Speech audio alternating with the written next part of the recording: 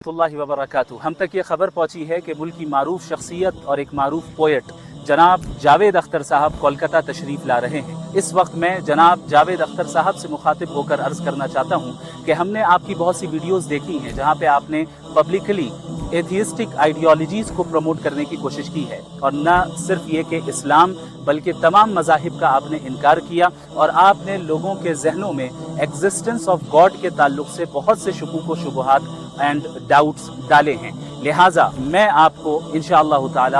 Does God exist کے topic پر open invitation دیتا ہوں ایک پبلک ڈیبیٹ کی، جہاں پہ انشاءاللہ تعالی سیف اینڈ سیکیور ماحول میں بالکل پیسفلی اور اکیڈمک انداز میں ڈز گاڈ ایگزسٹ کے ٹاپک پر ہم آپ سے ڈیبیٹ کرنے کے لیے تیار ہیں۔ اس کی بنا مرضی کے پتہ نہیں ہلتا،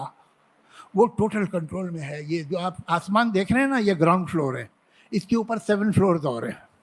7 فلور پہ جو پینٹ ہاؤس ہے اس میں گاڈ رہتا ہے، اور وہ ہر چیز آپ کی اور میری دیکھ رہا ہے۔ جو بھی ہم نے کیا اسے پتہ ہے،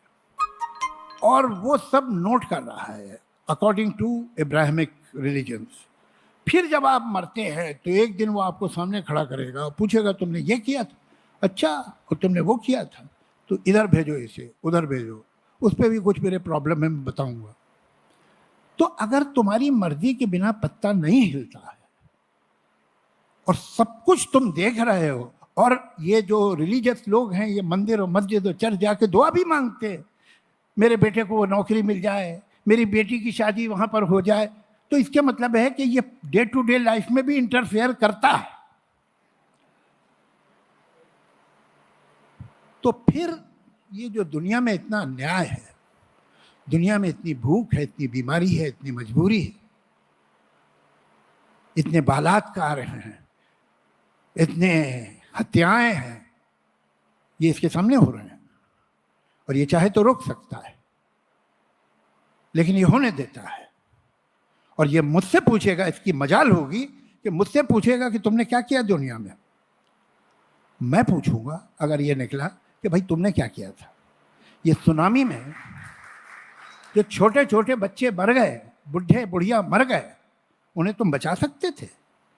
یہ بچے کو جب ڈپتھیریا ہوتا ہے 6 مہینے کے بچے کو، تو نیلا پڑ جاتا ہے، سانس کی نالی بند ہوتی ہے، جالی آ جاتی ہے اس میں، اور وہ گھٹ کے نیلا ہو کے مرتا ہے۔ تم دیکھ رہے تھے یہ ہزاروں لاکھوں بچے ڈپتھیریا سے مرتے ہیں، تم ان کی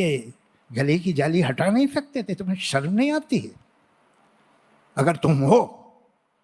میں تو فار گاڈ سیک دعا کرتا ہوں کہ گاڈ نہ ہو،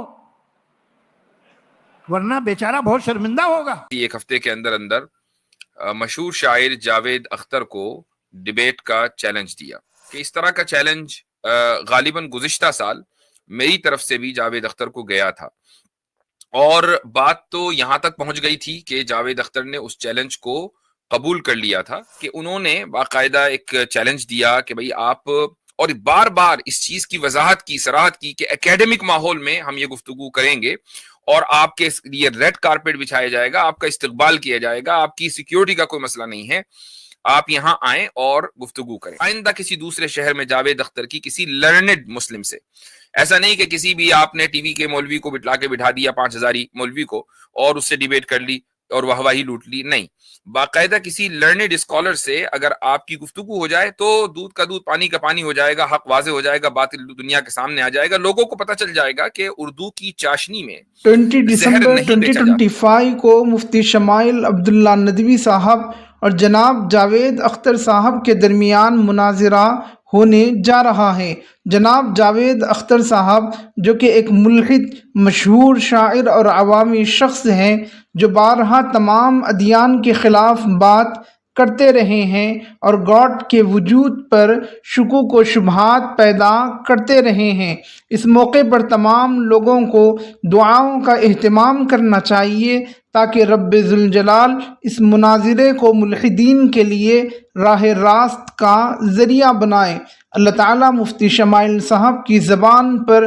حق کی صداقت اور باطل کے بطلان کو اس طرح جاری فرمائے کہ ملحدین کے سامنے حق 224 کی طرح واضح ہو جائے۔ ہم امید کرتے ہیں کہ اس دفعہ جناب جاوید اختر صاحب راہ فرار اختیار نہیں کریں گے، جیسا کہ انہوں نے ماضی میں مفتی یاسر ندیم الواجدی صاحب کے ساتھ کیا تھا، اور یہ ڈیبیٹ اپنے منطقی انجام تک ضرور پہنچے گی۔ باری تعالیٰ اس اکیڈمک ڈائلاگ اور ڈیبیٹ کو سارے عالم کے لوگوں کے لیے ہدایت کا ذریعہ بنائے، آمین ثم آمین۔ اگر یہ ویڈیو آپ کو پسند آئی ہو تو لائک کریں، شیئر کریں، ضرور سبسکرائب کریں۔